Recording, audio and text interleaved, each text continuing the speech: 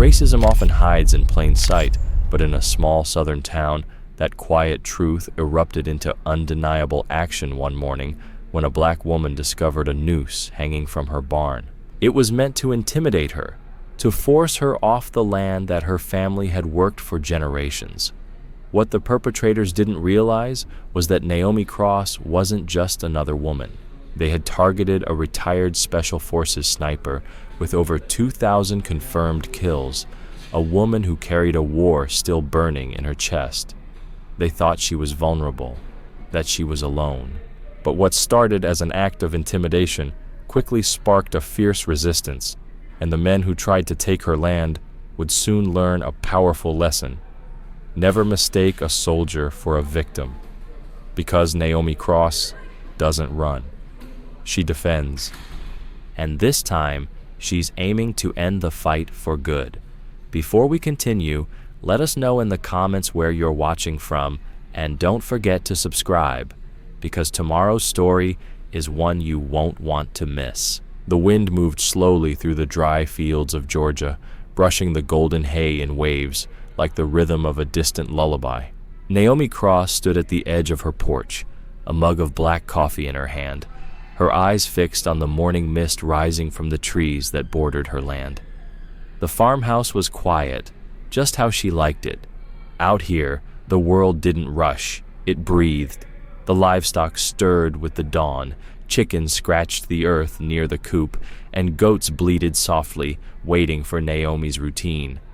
Inside, her son Isaiah's voice floated down from upstairs as he argued with a history podcast over Bluetooth speakers. He was 16 now, lanky, curious, with sharp eyes that missed nothing. Naomi had taught him to read a man's hands before he even spoke, to never run unless you had cover. It wasn't paranoia, it was survival training. By 7 a.m., they were on the road in Naomi's old Ford truck, heading to the local feed store. The tires hummed against the gravel as Isaiah sketched blueprints in his notebook, dreaming of building drones one day, maybe even joining the Air Force like his father once planned. Naomi didn't talk much during drives. She let the silence stretch between them, only breaking it with a casual, "You good?" every now and then. The feed store was quieter than usual. One of the workers barely glanced up when Naomi walked in. Another, a red-faced man named Trent, stiffened when she approached the counter. "Y'all get that hay shipment from Madison?" she asked. He scratched his chin and avoided her gaze. "Still stuck somewhere. Truck broke down. Might take a while." Naomi didn't respond right away, watching him shift nervously, his eyes darting to the younger clerk, who gave her an uncomfortable smile. She signed the invoice, catching sight of the hand-scrawled note on the wall behind the counter. Locals first, always. Isaiah stared out the window. "You see how he wouldn't look at you?" he muttered. Naomi didn't start the truck immediately. "I saw, and I saw that sign too." Next, they stopped for diesel at the gas station. Naomi stepped out, and a white man, leaning against the ice machine, lit a cigarette and stared at her. Not a glance, an intense, lingering stare. His eyes traveled from Naomi to the Black Lives Matter sticker on her back window, then to Isaiah, who was stretching beside the pump. Naomi didn't flinch. She stared right back, unwavering. He didn't speak. He didn't need to. As they made their way back home, something felt off. The sun had risen, casting long shadows across the fields. Naomi slowed the truck as they pulled into the driveway, and that's when she saw it. The barn door was open, though it hadn't been that way when she locked it the night before. She parked and told Isaiah to stay in the truck. Without a word, Naomi got out, her boots silent on the earth, a blade tucked at her lower back and another in her boot. Old habits. Inside the barn, the morning light crept through the slats, painting streaks across the dust. In the center, hanging from the rafters, was a noose, rough rope, frayed at the edges like it had been used before.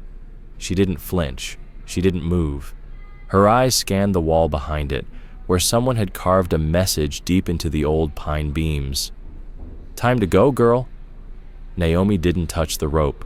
She simply stepped back into the light, her face unreadable, and locked the barn door behind her. She said nothing when she served breakfast, just slid a plate of eggs and grits in front of Isaiah, poured his orange juice, and sat across from him with her own food cooling on the ceramic plate. The rope hadn't left her mind, nor the words carved into the wall, but her face remained calm, her movements precise, like routine could shield them both. Isaiah watched her from across the table, chewing slowly. "You gonna tell me what that was?" he asked. "No," she replied without looking up.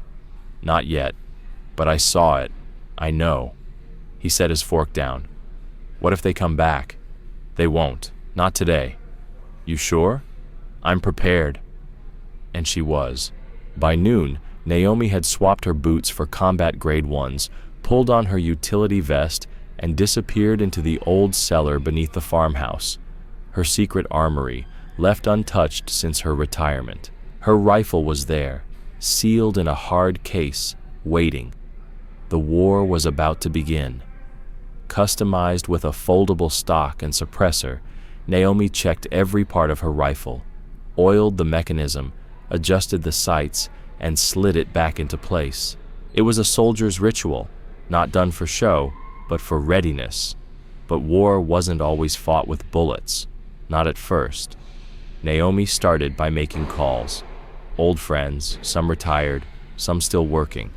Some picked up, some didn't. The ones who did spoke in low voices, carrying a tired edge that said they knew trouble was coming.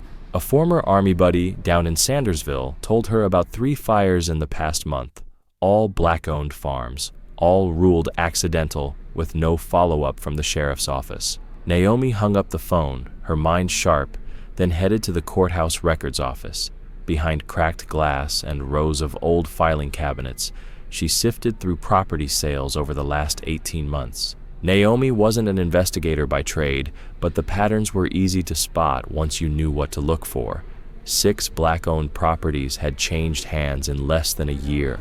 Every sale had been processed quickly, always within days of a fire, a missing person, or a report of structural damage. All of them had been bought by shell companies, most traced back to one name, Forward Futures in Seafers. Naomi copied the pages with a cheap pen scanner, slipped them into her coat, and nodded a silent goodbye to the clerk behind the glass, who barely glanced up from his desk. Next, she drove to the edge of Ridge Hollow, one of the few remaining black communities still standing. The sign leading into town had been shot up years ago, the paint chipped, and the letters barely legible. Naomi parked outside the Wilkins place, an old couple who had known her father when he plowed this land by hand. But the house was empty. The porch steps had caved in, the windows boarded up. A yellow eviction notice clung to the front door like a dried-out scab. Naomi tore it down and stepped back. No tire tracks, no footprints, no dogs barking. It wasn't just deserted, it had been erased. She drove back, the weight of it all heavy in her chest. Isaiah was waiting on the porch when she returned, his backpack slung over one shoulder, phone in hand. "Where'd you go?" he asked. "Everywhere," Naomi answered. "You found something?" She nodded. "Too many things." Isaiah followed her inside, his voice low. "You're not going to tell me again, are you?" Naomi paused before turning to him. "I need you safe, that's all." He didn't argue, just nodded. That night, Naomi couldn't sleep. She sat at the kitchen table, the map spread out in front of her. Red markers circled each address that had burned, each farm that had sold under pressure. She traced lines between the incidents, and the pattern spread like an infection. She clicked through the sheriff's website, half expecting a dead link. But there it was, Sheriff Briggs, old and gray, smiling too wide. He hadn't returned her call, but Naomi hadn't expected him to. She clicked through local news archives, reading every headline from the past year. Most of the stories were buried deep behind clickbait, rising gas prices, seasonal festivals. But if you knew what to look for, the silences between the lines spoke volumes. Disputes ended in fire, families went missing, presumed relocated. Property damage halted harvest. The language twisted just enough to hide the truth. Naomi made a list, not just of victims, but of neighbors who'd stayed quiet, companies that bought land for suspiciously low prices, families that left without packing trucks. Something was moving through this county, like smoke choking out black roots, 1 acre at a time. By morning, Naomi walked her property line in silence, her boots crunching through the frosted grass. She ran her hand along the fence posts. Someone had cut one of the wires near the west boundary. Clean, fast, surgical. She looked out over the trees, her mind calculating. If they came again, they'd try from the blind spot near the creek, where the slope dipped low enough for cover. That's where she'd start fortifying. And if they wanted her gone, they'd learn she wasn't going anywhere. Naomi stopped under the rising sun, pulling her scarf tighter around her neck. Her land stretched wide before her, untouched for now, but surrounded by the kind of silence that felt too deep to be natural. The church stood at the end of a narrow, unpaved lane, tucked behind a wall of old pine trees. Its white paint had been weathered by decades of sun and silence. Naomi hadn't stepped foot inside since Isaiah's baptism, nearly a decade ago, and even then, she hadn't lingered. But this wasn't a return for redemption or fellowship. This was reconnaissance. She opened the creaking door and stepped into the cool hush of the building. The wooden floor groaned faintly beneath her boots as stained glass light spilled in delicate patterns across the empty pews. At the far end of the room, standing beneath the faded mural of a shepherd cradling his flock, was Marcus Bell. He was still tall, still lean, though the edges of his beard had surrendered to gray. He was polishing the organ pipes with the same deliberate care he once used to field strip an M249 in the desert heat.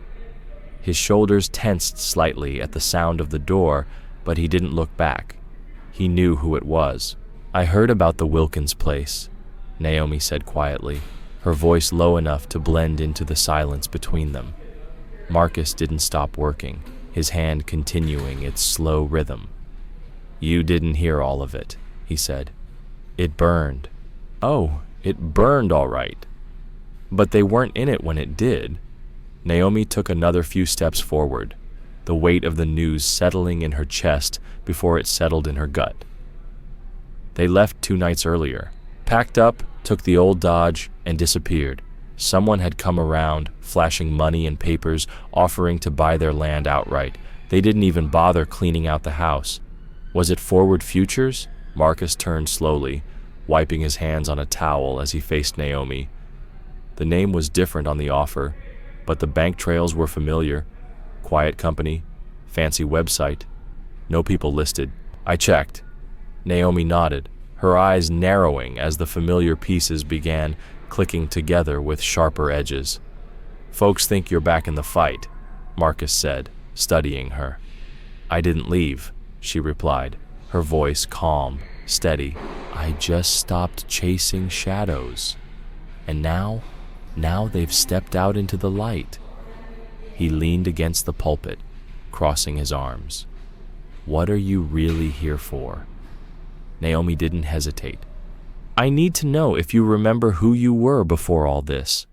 "You mean before I started preaching about peace and forgiveness?"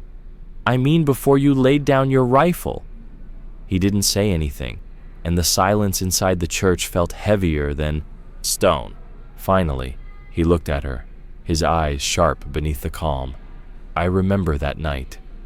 Just after sundown, the smell of smoke reached her before the calls did. Naomi was reloading ammunition when the wind shifted, thick with the scent of burning wood and something darker. She stepped onto the porch, staring westward, where an orange glow was rising over the treetops like a second sun. She didn't wait to confirm it. Grabbing her rifle, she signaled Isaiah with 2 fingers. Within seconds, they were in the truck, speeding down the gravel road. The headlights bounced with each jolt of the earth beneath them. The Turner farm sat on the edge of the county line, nestled beside a creek bed, surrounded by fencing Reggie Turner had built over 10 years. Naomi saw the flames long before she reached the property, bright tongues of fire swallowing the barn, chicken coops, and licking at the edge of the main house with a rage that felt almost personal. Smoke curled into the sky in thick ribbons, and the only sound louder than the roaring blaze was the faint, ragged sobbing from the roadside. Evelyn Turner was on her knees in the dirt, hands caked with ash, rocking back and forth beside a still, scorched figure lying face down near the fence. Reggie, his shirt was burned through in patches, his boots blackened. One hand stretched outward as if reaching for something, perhaps a tool, perhaps her. Naomi approached slowly, scanning the tree line, the gravel drive, and the road behind her for any signs of movement. No tire tracks, no footprints, no casings. It was surgical, precise, designed to leave nothing but loss behind. No one had come to help, no fire trucks, no deputies, just a handful of silent neighbors standing at a distance, arms folded, mouths shut, and eyes full of things they'd never say. Later that night, after the fire had devoured everything, and the authorities had done little more than make a brief note and drive away, Naomi sat in her kitchen, staring at the red ink circles drawn across the county map. The pattern wasn't coincidence anymore. It was a coordinated operation, spreading like an infection, wiping out black-owned land, piece by piece, under cover of night and silence. There was no doubt in her mind. This wasn't hate acting alone. It was strategy. By dawn, Marcus stood on her front porch, sleeves rolled up, the quiet fury of a man who'd prayed long enough and was ready to act. "I've got 5 who'll stand with us. 4 ex-service, 1 still active in the reserves. They're watching the town now." Naomi stepped aside to let him in, nodding to Isaiah, who was seated on the living room floor, cleaning the components of an old sidearm with care beyond his years. Marcus paused when he saw him, his eyebrows rising slightly. "He's good," Naomi said simply. Isaiah didn't look up. "She's not teaching me to shoot. She's teaching me to defend." Marcus nodded once, his voice low. "That's the only kind of fight worth learning." They spent the afternoon mapping a defense.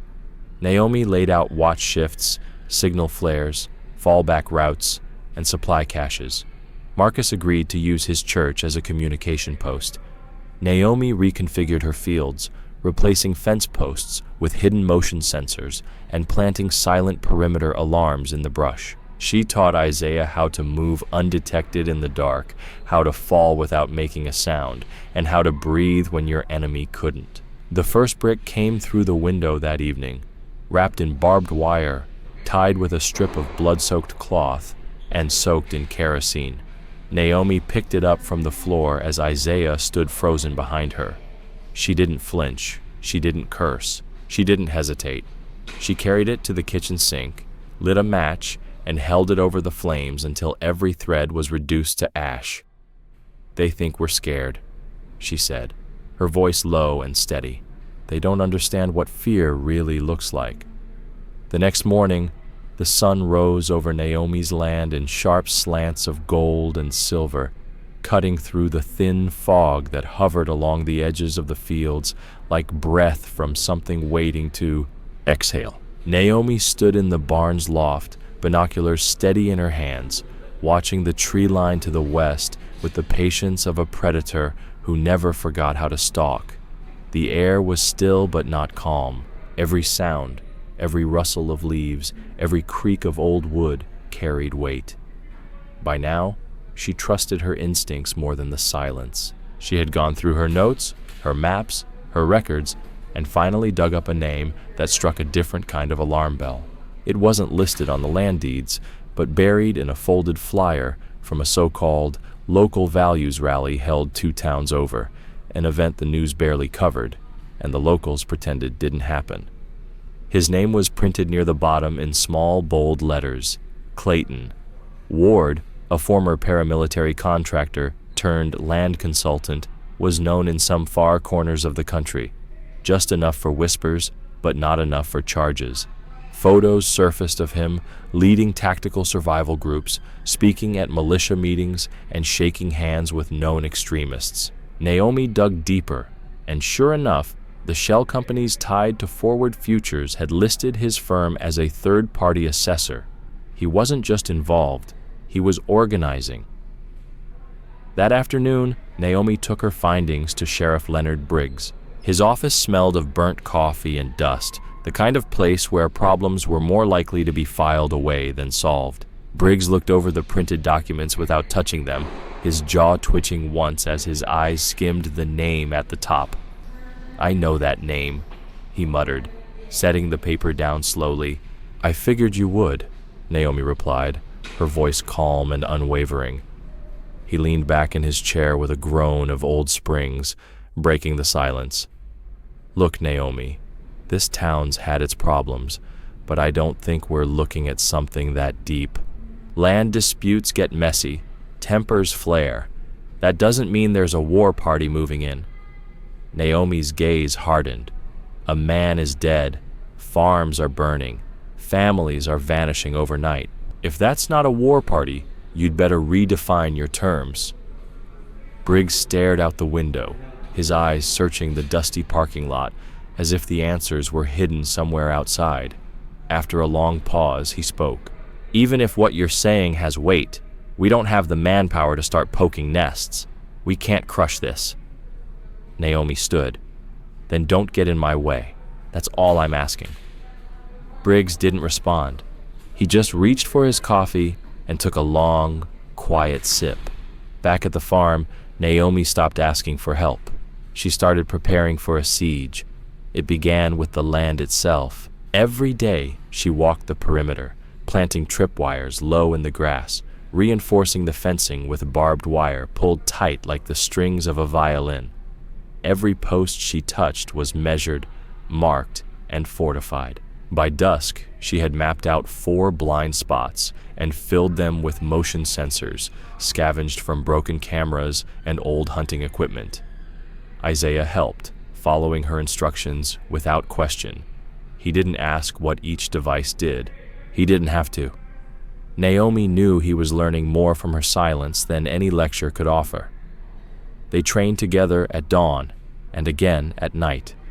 Naomi taught him how to breathe through his nose, hold the air in his chest without trembling. She adjusted the angle of his shoulder, the weight of his grip, and showed him how to listen, not just for movement, but for what was missing. They started with tin cans, then fruit, then moving targets made from old scarecrows strung on lines that glided between trees. Isaiah missed more than he hit at first, but his frustration never turned to complaint. Naomi could see something hardening behind his eyes, not fear, but understanding. He was no longer trying to be brave. He was becoming ready. 2 days later, Marcus returned, but this time he didn't bring words. He brought people. They met in the barn, a place once used for hay and harvest, now reimagined as a training ground. Naomi laid out her gear on a plywood table: rifles, handguns, maps, satellite images printed in black and white. The 5 men and women who followed Marcus into the room were all older, all quiet, and all carried themselves like people who had once walked through fire and lived to teach others how to avoid the burn. "We've got limited ammo and even less time," Naomi began, her tone calm but unwavering. "This isn't about attack, it's about survival. If we stand together, we hold them. If we scatter, they'll pick us off one at a time." One of the men, short and built like a brick wall, nodded. "You the one they call Crossfire back in the day?" Naomi didn't answer directly. "I hit what I aim at." That was enough. Training began before dawn and continued well past sundown. They learned the land, moved through fields like shadows, and dug trenches that could double as foxholes. Marcus taught them silent communication, using hand signals and eye contact, a language he hadn't spoken since Baghdad. The group moved like memory, slow at first, then more confident, then seamless. Neighbors who had never spoken now passed weapons to one another without hesitation. They practiced ambush drills, first aid, and fallback procedures. There were no uniforms, no ranks, just resolve and shared purpose. At night, Naomi kept watch from the roof. The stars above spun in silence, indifferent to the war forming below. She didn't sleep much. She didn't need to. Sleep was a luxury. Readiness was not. One evening, as she surveyed the north side, Isaiah joined her, a blanket draped over his shoulders and a thermos in hand. He sat beside her without speaking, the way he always did when words would only get in the way. After a while, he glanced up at her, his voice soft. "Do you think they're watching us right now?" Naomi kept her gaze fixed through the scope. "I hope so." "Why?" "Because it means they're nervous." She didn't say what she really meant, that she hoped they saw every trap, every armed neighbor, every quiet patrol, because fear, once planted, could bloom just as powerfully as courage. And Naomi intended to sow both. As the wind began to shift around dusk, it moved low and soft, like an afterthought. Yet there was something about the way it moved that sent a message Naomi could feel through the soles of her boots. It rolled through the treetops like a warning, subtle but insistent, pressing through the landscape with a heaviness in its current that settled on her shoulders. As she walked the outer perimeter of the property, her eyes sharp and unblinking, she scanned the eastern ridge without pause. Trained by years in terrain far more unforgiving and deceptive, Naomi didn't need military instincts to know something was wrong tonight. The land itself was speaking. The air held a new density, one that clung to her skin and made each breath feel slower, more deliberate. The goats, usually docile by this hour, paced the fence with unease, bumping into each other without their usual calls. The barn cat, notorious for prowling even in stormy weather, hadn't moved from the rafters all afternoon. Its green eyes were wide and unblinking. Even the crows, the loud-mouthed heralds of dusk, who normally congregated along the tree line, had gone silent, leaving the edge of the woods still and empty. Naomi didn't say anything. She didn't need to. Her years in the field had taught her that nature never lied. When it turned quiet, something was always approaching. So, without altering her pace, she subtly adjusted the pressure in her step, dropped her center of gravity just slightly, blending with the terrain, and continued forward with the soundless caution of someone who had walked into hostile territory more times than she could count. In the distance, Isaiah was working with Marcus along the northern edge of the cornfield. The two of them had been stacking sandbags in quiet coordination, reinforcing a low protective wall near the old irrigation trench. Marcus, ever aware, caught Naomi's signal instantly, a flat palm followed by a precise tilt of her chin. Isaiah, still learning, hesitated for just a breath longer. It was a signal he hadn't seen before, but his mother's expression left no room for doubt. He dropped the bag in his hands and followed without asking. Inside the barn, the group Naomi had trained over the past 2 weeks gathered with speed and silence. These were people who, once, might have doubted their place in a fight, but no longer questioned their reason for standing in one. Each of them entered without wasted motion, their weapons strapped tight, their breath steady, and their movements crisp. Maggie arrived moments later, the first aid pack already over her shoulder, her footsteps purposeful, her eyes alert beneath the silver halo of her curls. "They're coming," Naomi said, her words low and deliberate, each one cutting through the quiet like a knife unsheathed. Marcus leaned forward slightly, his jaw tight. "How soon?" Naomi didn't look at him.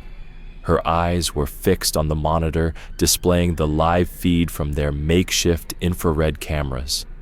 The grainy black and white screen showed faint blurs, soft pulses of heat that hadn't been there an hour ago. "They're not rushing it," she murmured. "They're watching how we move, testing the edges, poking at the fence, trying to find the weak spot. They're probing." "Standard recon," one of the older men muttered, his shoulders squared and his jaw clenched. "Small groups, slow rotation, checking response time. They'll wait until it's completely dark." Naomi continued, her voice measured and certain. "They want us tired before they make their move. They want to break us with the silence before they even shoot." Isaiah looked toward the door, his voice steady but edged with tension. "So what do we do?" Naomi didn't blink. "We wait in the dark, too." What followed was smooth and practiced. Naomi moved quickly, assigning posts with a calm authority that left no room for second-guessing. She adjusted the radio frequencies, double-checked fallback routes, and gave final clearance on each patrol sector. Every person rotated into place like they had rehearsed it for months rather than days. By the time the last beam of sunlight dipped behind the horizon, Naomi had already climbed to the barn's upper loft. Her rifle was slung tight against her back, and her eyes were fixed through the mounted scope as the shadows deepened across the field below. For nearly 2 hours, there was nothing, no movement, no sound. The trees barely rustled, the wind cooled to a whisper, and the woods, once full of night calls and distant shuffling, had gone unnaturally still. Then, just as Naomi exhaled slow and steady into the eyepiece, the silence broke, not with a shout or the sudden crack of gunfire, but with something much smaller, a click, deliberate, metallic, and barely audible. The kind of sound made by someone unfamiliar with the ground they were crawling on. The kind of mistake that cost lives in her world. Naomi shifted the scope without hesitation, drawing her focus toward the southeast quadrant, between 2 trees 50 yards out. A shimmer caught the light, just the faintest glint of something metal catching a piece of moonlight. Then, the subtle shape of a figure took form, crouched low, finger raised slowly in what could only be a signal. She didn't fire. Not yet. Another figure moved in the tall grass just beyond the cornfield, crawling low to avoid the camera's thermal range. A third figure emerged near the broken stone wall, and just behind him, a fourth, this one stationary, rifle drawn, his posture unmistakable. They were encircling the property. Her comms hissed softly in her ear as Marcus's voice came through. "East side, 2 confirmed. Waiting on your word." "Hold," Naomi whispered, her eyes never leaving the scope. Her hand shifted to the secondary dial, widening the field of view across the ridge. Deeper in the tree line, another figure appeared, motionless, scanning. A spotter, the kind used in coordinated assaults to count positions and relay information before the attack. The assault team moved in. This wasn't harassment. This was a formation. And then it began. A single crack pierced the stillness, sharp and unmistakable. A bullet ripped through the air, hitting the outer fence with a spray of splinters and dust. Naomi's finger closed around the trigger, her breath even. The first round left the barrel in a suppressed whisper and struck the man near the cornfield directly in the chest. The second followed less than a second later, dropping the crawler just behind him. Their advance faltered, but then the air erupted. Gunfire exploded across the night, violent and unrelenting. Muzzle flashes lit up the trees in chaotic bursts as bullets shredded into the earth, chewing through the fencing and sending shards of wood and wire flying through the smoke. The attackers didn't charge recklessly. They advanced in practiced bursts, covering ground in coordinated steps, communicating with flashes and hand signals. But Naomi's people didn't panic. Marcus responded instantly, issuing instructions through the comms as he returned fire from the western ridge. The others held their positions along the reinforced grain silo and the dugout near the root cellar, using the terrain just as they had been trained. Each shot was measured, every movement calculated. This wasn't their first night watching a storm roll in, but they hadn't expected its size. Isaiah braced behind the planter box, his hands steady around his rifle as he tried to find a line through the smoke. Naomi spotted him from her vantage point and didn't waste time. "Isaiah," she said into the comms, "shift left." He moved instantly. A split second later, a round slammed into the planter where his chest had been, blowing apart wood and soil. He dove behind the well, his breathing sharp but controlled. The hesitation burned out of him, erased by the closeness of death. Then, from the far east side, a scream pierced the chaos. Naomi swiveled her scope and found Paul, one of Marcus's crew, falling to his knees near the edge of the cornfield, blood pouring from his side. Maggie was already running toward him, ducking low, moving fast, her pack swinging as she slid behind a rock wall to reach him. These weren't amateurs. They moved in synchronized waves, using smoke canisters to obscure vision and burst flashlights to disrupt aim. Naomi recalibrated quickly and resumed firing, striking targets with efficient precision. But for every two she hit, another stepped forward, moving through the smoke like a second wave rising to consume the first. This wasn't some message, it was removal. Naomi switched channels. Marcus, this isn't intimidation. They're trying to take the land tonight. I know, he answered. We hold until dawn. They'll break the fence in 10. I'll lock the south. Get to Isaiah, Naomi replied, without another word. She climbed down from her post, rifle across her back, handgun drawn, and sprinted across the field with the speed of someone who had long ago stopped fearing gunfire. She dropped behind the porch just as another round slammed into the wall near her son's head. You good? She asked as she crouched beside him. Isaiah, cheeks flushed and eyes blazing, nodded hard. I'm better now. Stay low, Naomi said, chambering another round. We pushed them back from here. Side by side, mother and son rose with the rhythm of the firefight. As the night deepened, so did the battle. The night had broken wide open, not with screams or sirens, but with the brutal rhythm of war, measured, exact, and unnervingly calculated.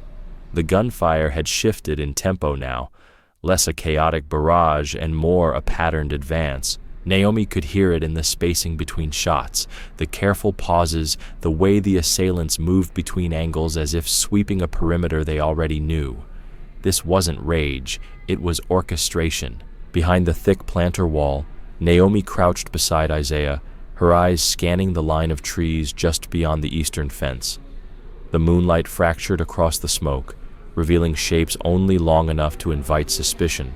She raised her rifle and waited.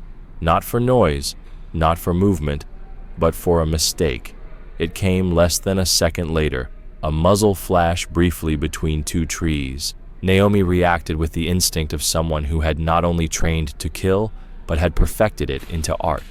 Her breath slowed, her hands didn't tremble, and her body became still as stone. Her finger tightened on the trigger, and the shot whispered through the air. Before the man on the ridge even knew he'd been seen, he collapsed backward into the dark without a sound, his silhouette folding into the earth. Naomi didn't wait to confirm. She was already adjusting her scope, sweeping to the right where two more figures were trying to flank from the side. Their movements were tight and quick, trained, but not refined enough to hide from someone who had survived jungle hunts in Colombia and rooftop kills in Aleppo.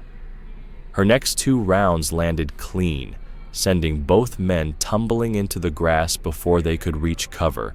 Beside her, Isaiah exhaled sharply. That was 3 in under 4 seconds. Naomi didn't look away from the scope. Too slow. She rotated her body slightly and pulled him closer to the stone well. Cover the gap by the second tree. 2 more are moving low. Wait for both before you fire. Never reveal position too early. Isaiah nodded. Swallowing his nerves, Isaiah raised his rifle, mimicking Naomi's posture. To the south, the sound of return fire thickened. Marcus's voice came through the comms, gruff and controlled. Heavy push from the lower ridge. They've got body armor, trying to collapse the outer fence. Naomi glanced at her watch, reading the timeline she'd calculated hours earlier. We've got 6 minutes before they break the gate. You need to pull the fallback team to the secondary trench. Already moving, Marcus responded. But we've got a problem. One of them has thermal. They've got our layout. Naomi's jaw tightened as her fingers moved to the channel dial. Give me 10 seconds. I'll remove the reader. She didn't wait for acknowledgement. She moved like breath across the porch, low and controlled, cutting across the open gap without hesitation. Smoke coiled around her legs, swallowing sound. When she reached the edge of the tool shed, she dropped flat to her stomach and crawled beneath the collapsed frame of an old plow. She saw him now, stationed on a rise just above the southern trench, his helmet lit with an infrared glow, a device strapped to his eye like he was playing war instead of fighting it. He didn't hear the shot Naomi fired once, and the infrared light flickered before the man slumped sideways, the scanner still buzzing faintly against his temple. She moved again before his body had finished falling, slipping between rows of fencing toward the trench where Marcus and his men were digging in. One of the veterans, a tall woman with braids tightly tied beneath a cloth band, tossed Naomi an extra magazine without a word. Another, half covered in dirt and blood, nodded once and returned to firing across the south end. "You good?" Marcus asked, crouching beside her behind an overturned water trough. "Better than them," Naomi muttered, taking in the layout. The field was torn now, scattered with broken fencing, spent shells, and the bodies of men who thought they were hunting. She recognized the signs of slipping morale. The attackers were starting to move less like a unit and more like individuals caught in the pull of chaos. They hadn't expected this much resistance. They hadn't expected precision. They definitely hadn't expected her. A shout cracked through the woods, ragged, desperate. Someone was calling for cover as they tried to drag one of their own out of the mud. Naomi ignored it. She zeroed in on the runner, a tall man with a vest that marked him as field ops, likely second in command. She traced his path across the terrain and fired once. The round sliced through the fabric just beneath his arm and punched through his chest. He dropped mid-step, his comrade scrambling backward without even attempting a return shot. Just then, a scream erupted from the west trench, raw and panicked. Naomi's heart snapped toward the sound before her body did. Through her scope, she saw Clarence, the oldest of their neighbors, who had refused to leave his land even when his family begged him to go. He was lying on his side, clutching his leg, blood pouring through his fingers, and his rifle had slid several feet away into the dirt. The wound looked high, femoral. Maggie was already sprinting, ducking beneath gunfire, the medkit slung across her shoulder, and no hesitation in her stride. But then came the moment Naomi would remember long after the smoke cleared. Isaiah, he was near the eastern post, shifting positions just as they'd practiced, when one of the attackers came up the ridge earlier than expected. The man moved fast, too fast for Naomi to call out in time. He aimed directly at Isaiah, his barrel catching moonlight as he crept along the fence's shadow.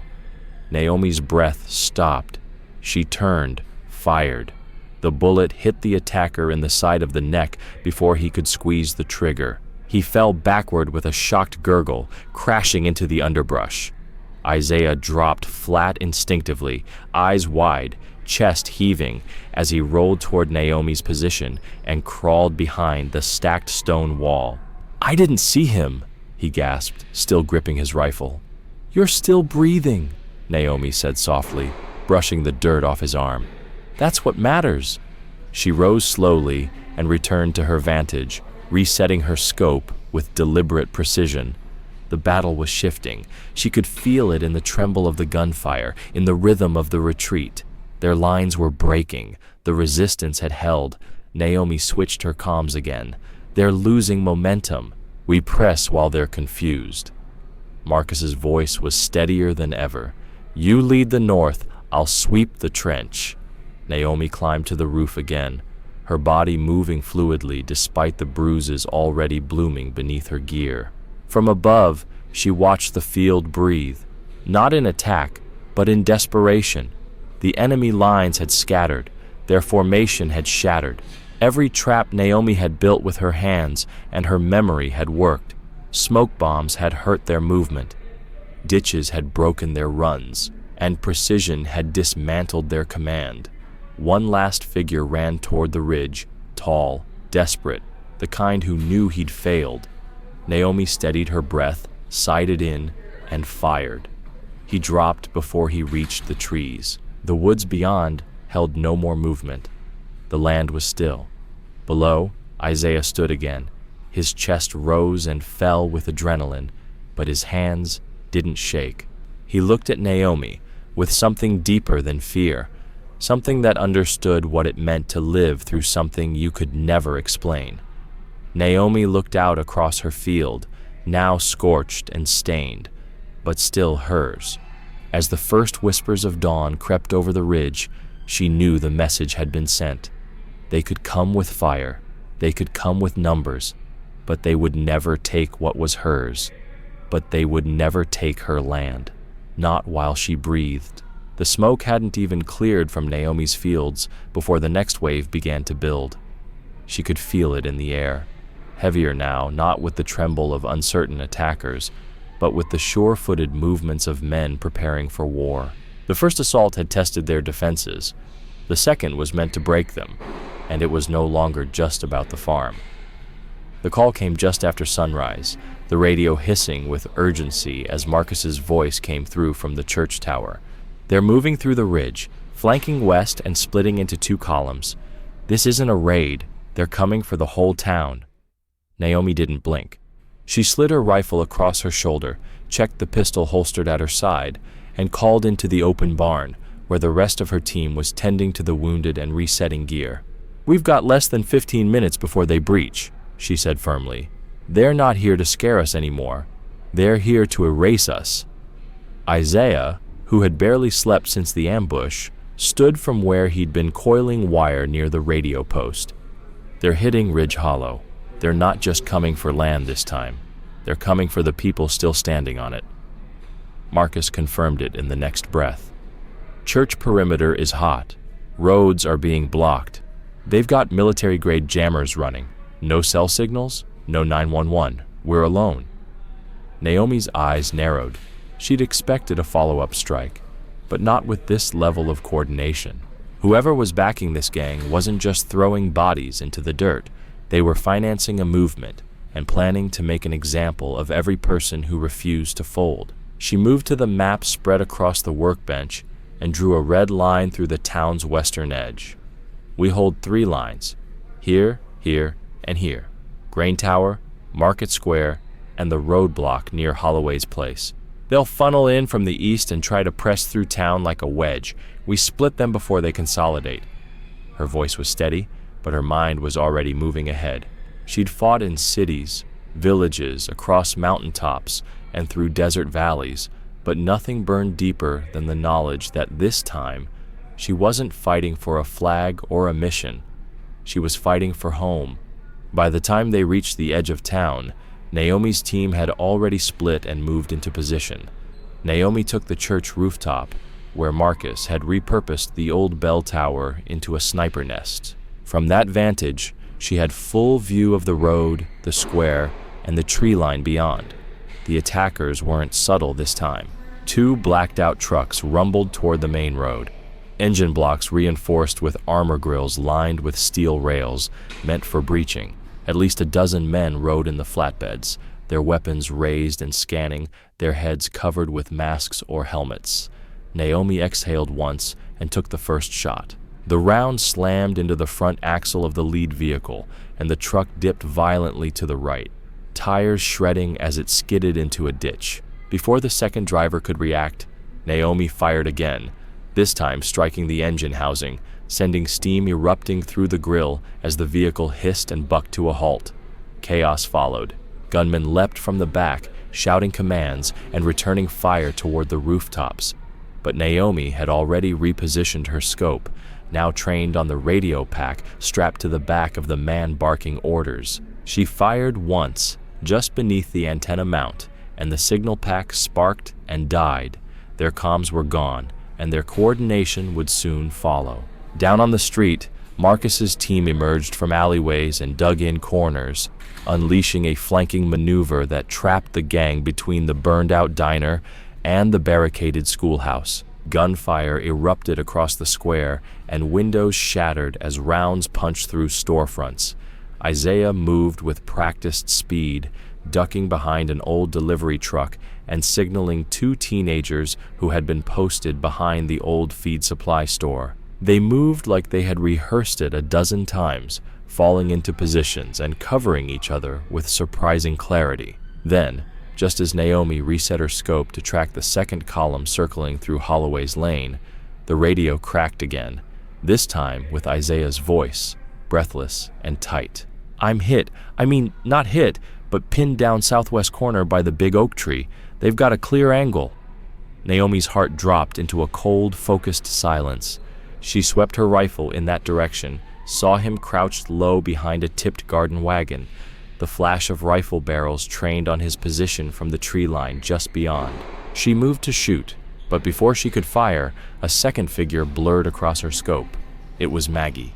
The older woman sprinted out of her front door with the kind of speed and fluidity that had nothing to do with panic. She moved low and fast, her gray curls tied back beneath a faded medic band, her arms pumping as she dashed toward Isaiah's position. Naomi watched as Maggie dropped beside him and pulled him behind the base of the oak, her body shielding his without hesitation. One of the attackers opened fire from the woods, and Naomi fired back with a shot that shattered his shoulder, sending him spinning into the underbrush. When the firefight eased enough for Naomi to reposition and rejoin them on foot, Maggie was crouched with Isaiah, pressing a bandage against a cut above his eye.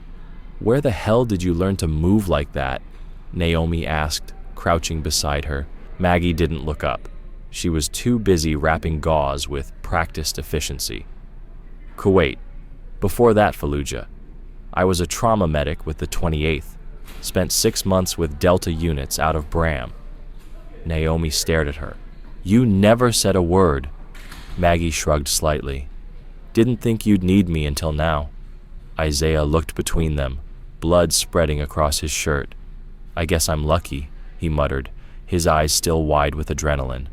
"Not just a gang, we're fighting a war for the land itself." Naomi's mind raced as she stared at the map again, the grid work of names and property lines, the red X's marking families, farms, and homes across multiple counties. It wasn't just Ridge Hollow. It was an entire region targeted, stripped of its heritage and ownership. This wasn't about some idealistic campaign driven by hate. It was a strategic land grab, backed by those with deep pockets and access to the levers of power. This was a hostile takeover, not of people, but of the very ground beneath their feet. Isaiah's voice broke her focus. "What now?"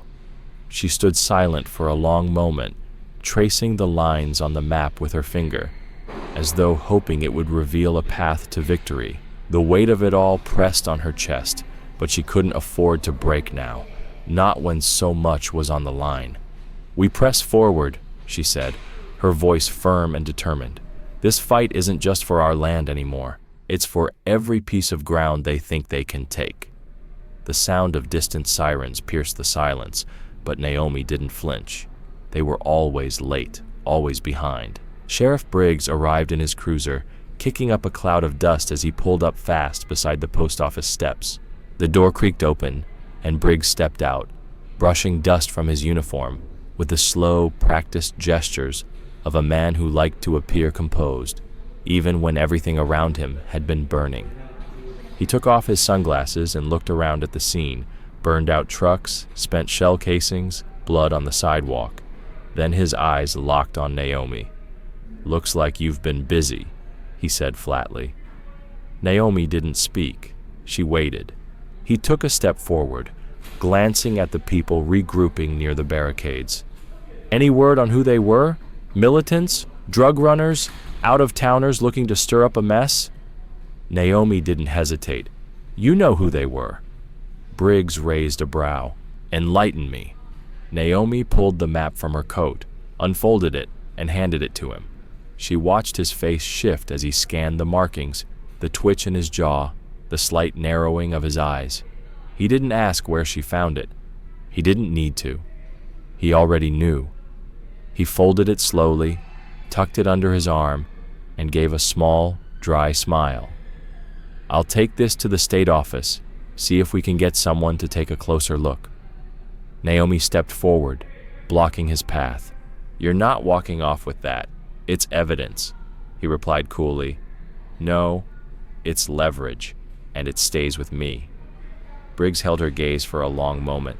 Then, with a breath too slow to be casual, he handed the map back to her.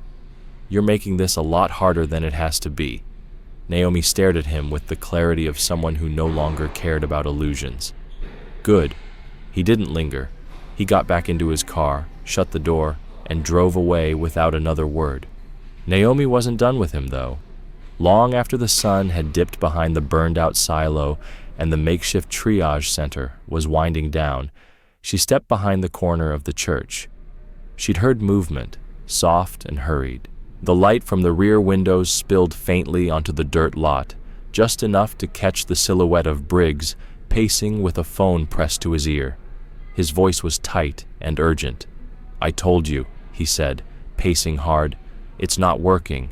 She's not scared. She's hunting us." A pause followed, and Naomi could hear the gravel crunch beneath his boots. "No, I don't think she knows yet. But if she gets to the top of this thing, if she finds out who signed off on the pipeline route, we're screwed." Naomi stepped back into the shadows before he could turn. She didn't need to hear the rest. Not tonight. She returned to the barn with the map, laying it across the table once more. Isaiah stood beside her, his arms crossed, his brow furrowed. "We're not just fighting a gang, are we?" he asked quietly. Naomi paused, her eyes scanning the map, tracing the paths and the connections. "No," she replied, her voice low but resolute. "We're fighting something much bigger than that. A machine that uses men like that gang to clear the path. And Briggs? He's not the engine." Naomi's voice was steady as she whispered the truth into the growing silence. "He's just grease." Outside, the sky darkened again. The town stood in its own stillness, caught between breaths. But Naomi had already moved past fear. She was done defending. Now it was time to dig deeper and strike back. The days that followed the assault were filled with more than cleanup.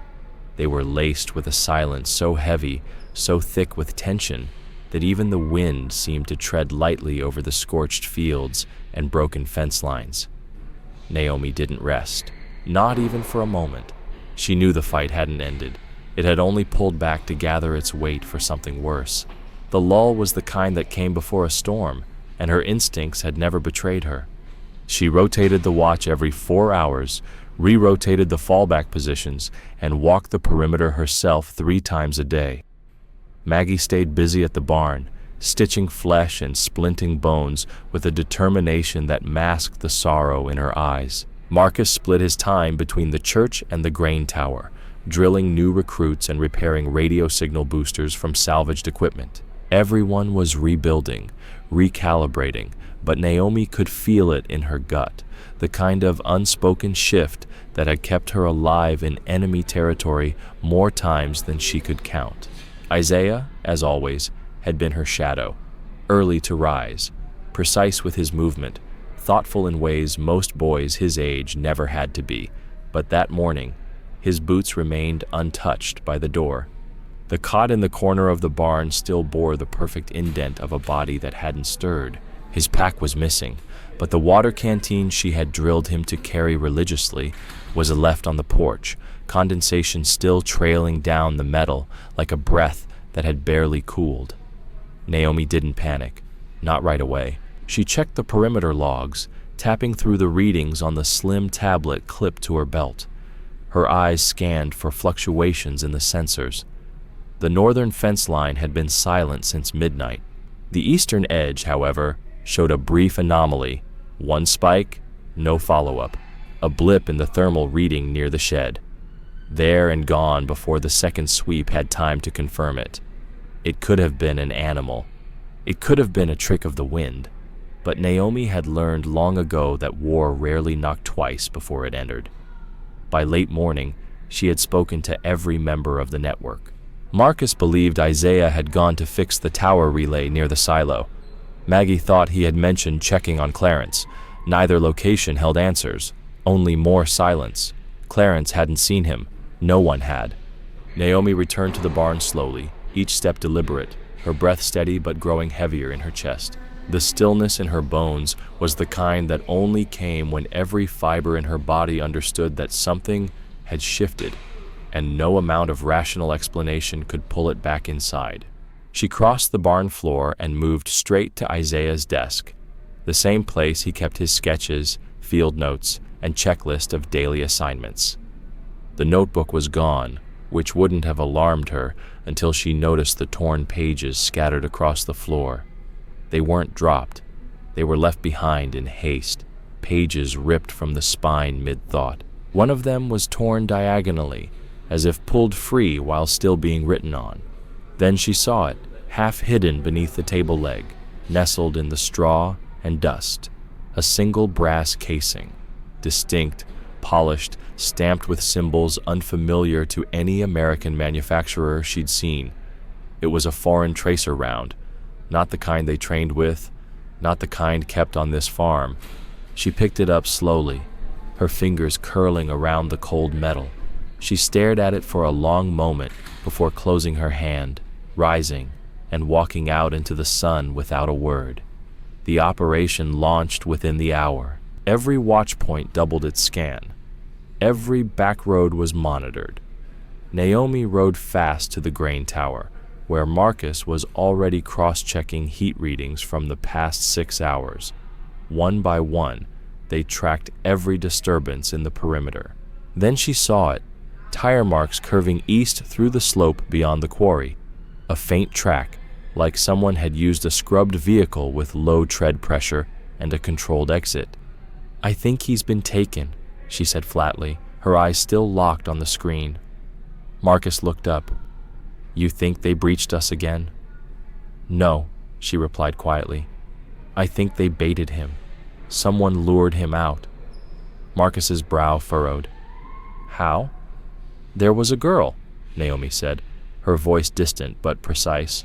"A volunteer, young, friendly, temporary badge. I saw her at the church during the supply drop 2 days ago. She spoke to him, just a moment.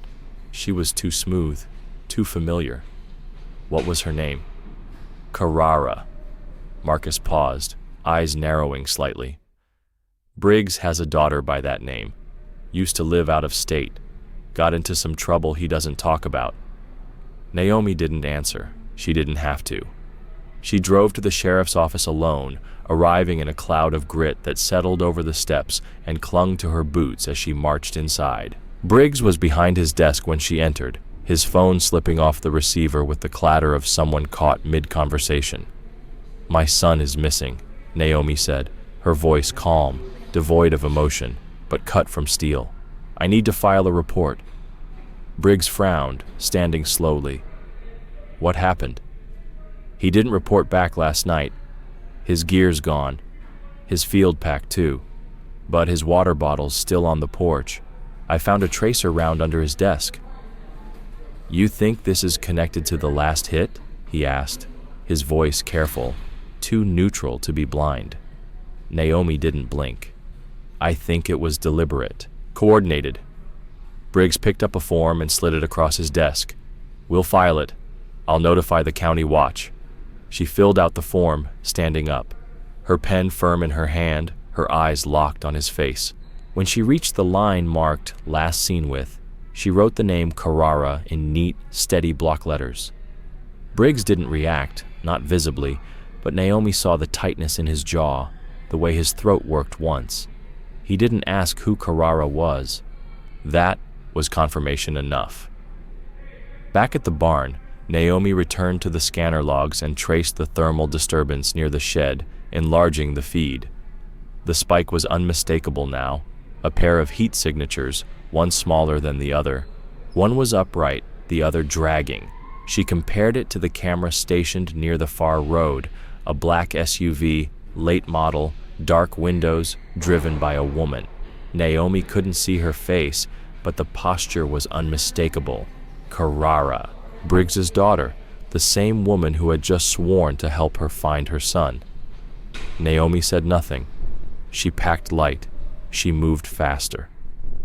The trail led east, into the hills near the old mining grounds. There, nestled into the slope of a granite ridge, hidden by overgrowth and decades of disuse, was a compound made from reinforced metal and rusted fencing. She slipped in silent and struck hard. 2 guards neutralized, 4 cameras disabled, the access gate bypassed with a homemade charge. She didn't find Isaiah, but what she found made her stop cold. A makeshift prison had been carved into the ground beneath the compound. Reinforced cages lined both sides of a narrow hallway. Inside, 12 black men and women, some barefoot, some bruised, all stripped of dignity. Their eyes tracked her, as if afraid she was another mirage.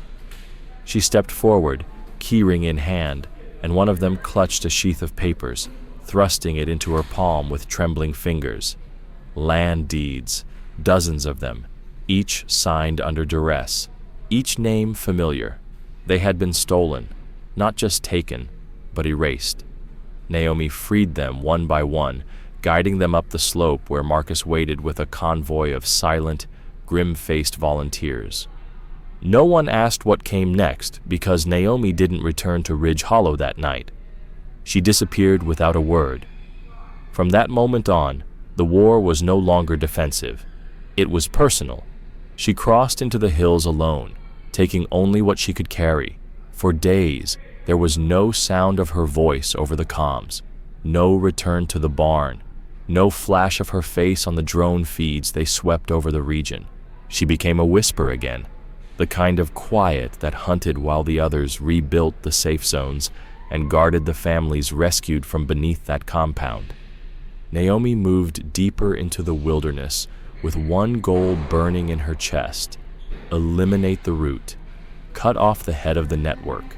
Not just the soldiers, not just the gang, the architects, the ones who signed papers behind boardroom glass while pretending their hands were clean.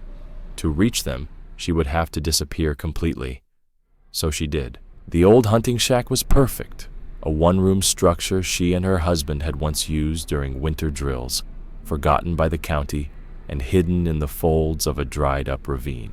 She stocked it with decoys, munitions, a satellite radio wired to broadcast static, and rigged the floor with a pressure-triggered thermite charge masked beneath layers of dust and age. Then, knowing exactly how these men tracked ghosts, she let herself be seen, just once, crossing the southern ridge with her rifle strapped low, limping slightly, a smear of blood down one arm. She gave them a silhouette, and then vanished again. By the time they closed in on the shack, believing it to be her fallback post, the charge was already armed. The blast ripped through the ravine in a thunderous roar that carried smoke for half a mile, tearing the roof from the cabin and throwing debris high into the trees. When their cleanup crew arrived, all they found were charred bones, fragments of Naomi's field gear, bloodied cloth sealed in ash, and enough heat residue to confirm a death without a body. The gang relaxed. They lowered their security sweeps. The patrols softened. The chatter shifted again. Naomi Cross, the ghost of Ridge Hollow, had been eliminated. They were wrong. While they whispered stories of their victory and returned to their fortified schedules, Isaiah was already gone.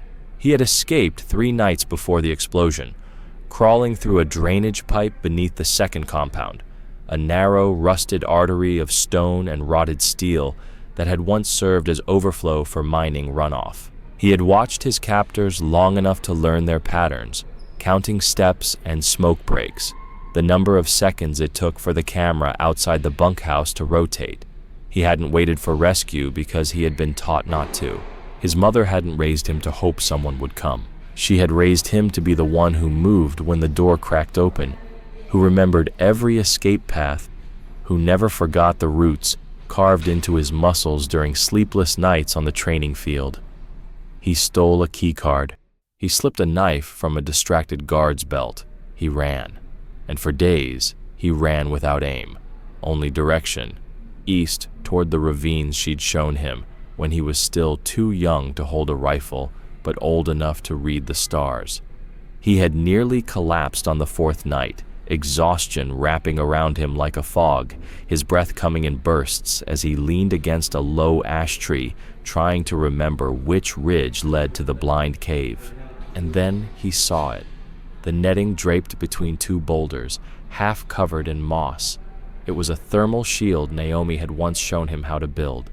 No one else would have known it was there, not even the men who had been hunting them. Isaiah smiled, the weariness lifting from his chest. It wasn't over. Not yet.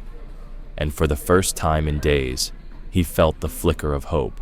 Marcus slipped beneath the canvas and fell forward into the arms of the one person he had never stopped believing in. Naomi didn't speak as he collapsed against her. She only caught him, held him, and ran her hands over his back and sides to check for wounds, then wrapped him in the blanket she'd already laid out. She had felt him coming. Somehow, she'd always known. That night, while Isaiah slept with his face against her shoulder, his fists still clenched in defense even in rest, Naomi unrolled the folder she had pulled from the last raid. The courier's bag had been ripped open and stripped of its papers, each document examined until she found what she was looking for. In the lower right corner of a grant funding outline was a familiar logo. Clean, minimal, 3 interlocking arrows surrounding a tree. Forward Futures, a nonprofit. They called it an agricultural equity initiative designed to revitalize underdeveloped rural communities through strategic stewardship. But the documents told another story. They weren't purchasing land. They were claiming it, backed by shadow corporations, international funding, and legal protections so stacked that even a federal audit would take years to penetrate. And the name at the center? The one signing the authorizations and funneling grant money into shell corporations wrapped in green slogans and hollow mission statements, was a name Naomi had seen only once before, across the table from a military contractor during a black site debrief. Dr. Eva Carr, an analyst turned strategist, a clean public image, white gloves, delicate diction. She had never held a rifle, but she had ordered the men who did. And now, she was the silent mind behind the entire operation, building a privatized network of farmland clearance disguised as redevelopment. Her compound, listed as a research facility, was nestled 20 miles east of Ridge Hollow, shielded by corporate timberland, protected by mercenaries wearing nonprofit logos stitched to their vests like something benevolent. Naomi folded the papers in the low firelight and tucked them back into the waterproof pouch beneath her coat. It wasn't enough to stop the gang.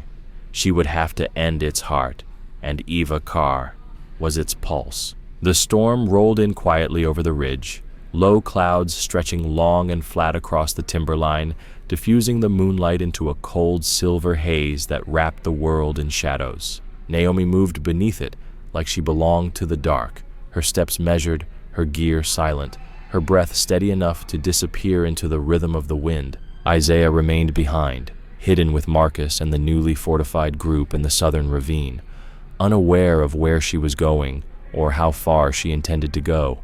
She had told no one what she planned. This wasn't a team mission. It wasn't a siege. It was a reckoning. The compound that housed Forward Future's so-called research operations stood like a scar across the tree line.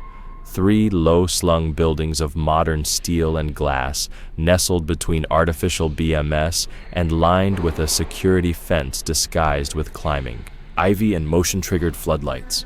To the outside eye, it looked like a reforestation lab, the kind of place that grew seedlings and hosted interns with grant money and idealistic slogans. But Naomi had seen the blueprints. She knew how to read between lines meant to deceive. Behind that glass was a military-grade fortress. Every corner of the structure had been reinforced. Every exit was either guarded or alarmed. This was not a research site. It was a command center. She entered from beneath a drainage culvert, extended from the southern slope, half buried in rock and barely wide enough to crawl through. But it gave her an access point outside the motion sensor's primary radius. She had to shimmy for 20 yards, her elbows bruising against rusted pipe and grit, before she reached the concrete junction that dropped into the substation. Once inside, she stilled for a full minute, waiting, breathing, becoming part of the dark. Then she moved. 2 guards passed within feet of her without so much as a pause. Their radios murmured soft chatter, words like reallocation and compliance zones, bureaucratic code draped over violence. Naomi slipped through a side door into the east wing, avoiding cameras by memory, counting her steps until she reached the internal data center. The room smelled sterile, like plastic and chilled air, humming with machines that blinked in lazy patterns of green and blue. Naomi knew she had minutes at best. She didn't sit. She didn't hesitate. She pulled the flash drive from beneath her collar, plugged it into the primary terminal, and began the extraction. The screen filled instantly, dozens of folders populated with date codes and acronyms. She opened the first one. Images appeared. Aerial surveillance of black-owned farms, names, parcel numbers, GPS overlays with red lines scrolling over homes and barns. Another folder showed scanned signatures, power of attorney transfers, land deeds signed under duress, notarized by the same 3 names, all employees of Forward Futures. She kept downloading. One folder was labeled Sable Project Oversight. Naomi's heart skipped as she clicked it open, her eyes scanning the contents, her mind piecing together the magnitude of what she was uncovering. She was taking the fight to them now, and this was just the beginning. Naomi didn't blink as she opened the attached photos. There she was, captured in black and white, exiting her barn weeks earlier, unaware that a drone had caught the entire moment from half a mile above. Another image showed Marcus leaving the church. A third, Isaiah carrying a water pail, caught in profile near the north fence. She moved faster now. A door clicked down the hall. She unplugged the drive and slipped it into the lining of her glove just as the lights dimmed for power, routing the hum of footsteps creeping closer. Naomi stepped behind a service cabinet and stilled her breath until the guard passed. She exited back through the utility wing, slipping into the adjacent corridor lined with offices and framed credentials. That's where she saw it. A glass door etched with the name Dr. Eva Carr, Executive Director. The office beyond was quiet, softly lit, decorated with potted plants and photographs that looked hand-picked to seem unthreatening. Eva smiling at a ribbon cutting, Eva shaking hands with a state senator, Eva surrounded by school children holding saplings. But Naomi moved straight to the back wall where a filing cabinet had been left half open. Her fingers found the marked folders, flipping through them until a name stopped her cold. Commander Aaron Cross, status KIA. She pulled the folder inside. It contained pages marked Classified Defense Consulting Review. The seal belonged to a contractor Naomi had worked with once overseas. It detailed a drone strike coded as collateral damage, targeted in Kandahar province to eliminate a high-value insurgent. But the coordinates had shifted mid-flight. The drone had struck too early, too low. Civilian casualties, no accountability. The mission lead was listed clearly. Carr, Eva, clearance tier 4, oversight confirmed. Naomi stared at the words as the weight behind them settled in her chest. This was the woman who had killed her husband and erased it with a keystroke. And now Naomi knew. The fire in her lungs didn't burn with rage. It burned with clarity. She slipped the folder into her satchel and turned toward the exit. Her steps were as silent as the breath she no longer allowed herself to release.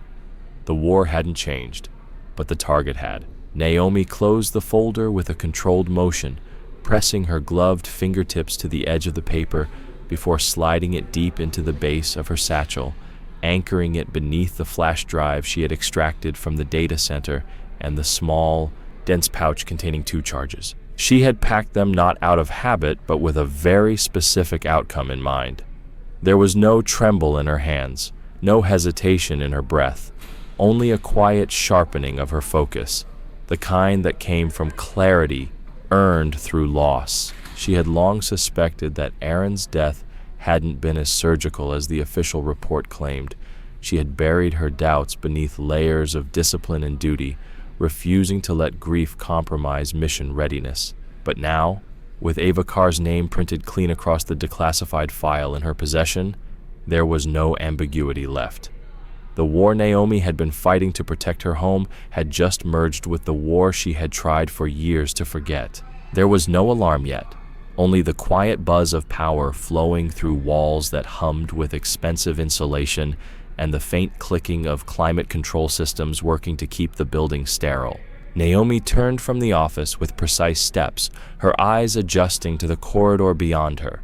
Her boots found purchase on polished floors that reflected none of the violence about to unfold. She had mapped her exit in advance, memorized it the way she would memorize an enemy's weapons loadout, and she moved with the kind of silent confidence that made her disappear before anyone realized she had passed. But by the time she rounded the corner toward the auxiliary stairwell, she heard the change. The clipped rhythm of guards' boots striking tile with too much urgency to be routine, and the low murmur of radio chatter turning tight and rapid, as if someone had noticed a door left ajar or a drawer rifled through. She kept moving faster now, but without panic. Her body coiled like a wire drawn to the breaking point.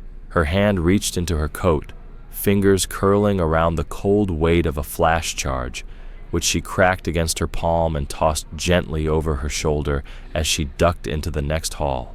The detonation was lightless, a burst of noise and shock designed not to wound but to confuse. And as the concussion echoed through the corridor, Naomi dropped to one knee, turned, and fired 2 rounds from her suppressed sidearm, each one precise, each one landing with surgical intent. The first tore through the shoulder of a guard reaching for his rifle, knocking him back into the wall, while the second cut across the thigh of the man next to him, dropping him to the ground with a cry choked off mid-sound. She didn't stop to watch them fall. She moved again, cutting down a side passage and slipping through. Naomi moved swiftly through the shadows of the sub-level corridor, the compound's security system starting to shift. The lights above her flickered, changing from steady white to pulsing amber, and a thin alarm began to pulse, its mechanical tone distant but gathering strength with each cycle. They didn't know where she was, but they knew someone was there. Naomi calculated how long that uncertainty would last. Less than a minute. She sprinted across the sub-level, reaching the culvert gate just as the facility's lockdown sequence began to close the outer exits. The gate dropped fast, but Naomi dropped faster. She slid beneath the steel frame just as it slammed into place behind her, cutting off the corridor with a burst of reinforced metal and sparking dust. The shock reverberated through her bones, but she didn't stop. She crawled through the culvert, her hands clawing forward, her shoulders brushing the narrow walls of the tunnel. Each foot dragged grit and steel shavings as she pushed toward the tree line beyond. When the first bullet struck the tunnel's exterior with a ringing snap, she knew they had reached the outer cameras. She didn't turn. Instead, she reached back, pulled the second charge from her satchel, snapped the primer, and dropped it into the crawl space behind her. The explosion hit like a breathless roar, concussing the steel and concrete and turning the narrow tunnel into a furnace of smoke and earth. Naomi was flung forward, hitting the edge of the drainage outlet with a force that bruised her ribs and tore the seam of her shoulder, but she rolled quickly and vanished into the trees before the fire even settled. The forest closed behind her like a secret she didn't look back at. Branches clawed at her arms, dirt filled her lungs, and her limbs burned from the effort, but she moved with the focus of a woman who had trained for this her entire life. She ran until the lights disappeared and the sounds of pursuit died behind her. She didn't slow until the world narrowed into silence again, and the compound sat buried behind a wall of forest and stone. Only then, when the night had swallowed the last trace of her passage, did she drop to her knees behind the roots of a fallen pine and pull the satchel open with shaking hands. The folder was intact, the flash drive still dry, still sealed. She had everything, every file, every signature, every photo and transcript, every classified directive that linked forward futures to the displacement of black families, to the laundering of military development funds, to the targeted intimidation campaigns that were never meant to reach the public eye. But more than that, she had the one truth that changed the shape of every battle she had fought since this began. Ava Carr, who had built this operation with polished smiles and non-profit slogans, was the same woman who had authorized the drone strike that killed Aaron in Kandahar, the same woman who had sat in a control booth and called it collateral, the same woman who had signed his death with a clearance code and erased it with a keyword. This wasn't revenge, it was justice, sharpened to a blade, and Naomi would deliver it the only way she knew how, not as a widow, not even as a soldier, but as a storm. Naomi returned to Ridge Hollow before dawn, slipping back into town the same way she had left, unseen, unannounced, and moving with the quiet purpose of someone who no longer needed to explain herself. Her presence, however, did not go unnoticed for long. Word spread faster than fire in dry timber. She had returned alive. She had evidence. And this time, she wasn't just coming back to fight.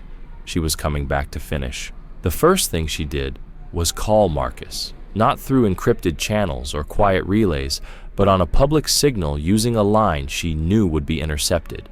She wanted them to hear her voice again, wanted the handlers behind the towers and terminals to feel the weight of what they had failed to destroy. Then she called the press, not the national outlets, not the polished networks with anchors who wore sincerity like stage makeup. She called the regional crews, the ones who still traveled in battered vans with heavy tripods and cracked lenses, the ones who had been turned away from the last town hall, who knew what it meant to record injustice when no one else was looking. By noon, the first satellite trucks arrived, parking crooked along the church. Thank you for sharing this powerful narrative. It's a gripping story of resilience, justice, and the fight for land and identity. Naomi Cross emerges as a fierce, relentless force, not just as a mother or soldier, but as a symbol of unyielding resolve. The journey from loss to redemption, from survival to triumph, is both emotional and impactful. The intricate web of betrayal and the systematic dismantling of power structures are framed against Naomi's deeply personal quest for justice. It's truly inspiring to see a story unfold where the protagonist's strength is not only defined by their actions, but by their ability to protect and rebuild what was once lost. The culmination of Naomi's actions and the quiet heroism of the town's resistance is a powerful message. Thank you for sharing this compelling tale. Would you like me to help you develop or refine any part of it further?